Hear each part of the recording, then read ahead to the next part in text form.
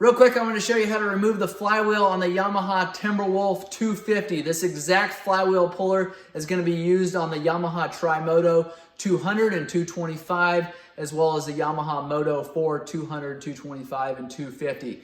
We've already got our puller installed. We are ready now to just go ahead and impact this 19 millimeter puller in. It's going to go ahead and remove this flywheel off of this motor here. If you guys need this tool, make sure you check the description below. We're going to have a link directly to this specific flywheel puller. I want you guys to get the right puller for the right job. So go ahead and grab your impact then, take and thread it in.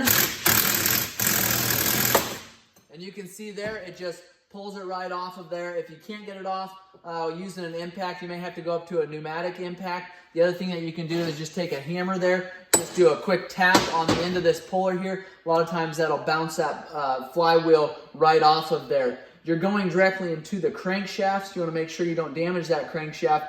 A lot of times what I'll do is actually take a bolt that comes in there from the recoil pull starter, thread that back in there just to keep this cone shape here, this acorn, out of the actual crankshaft itself.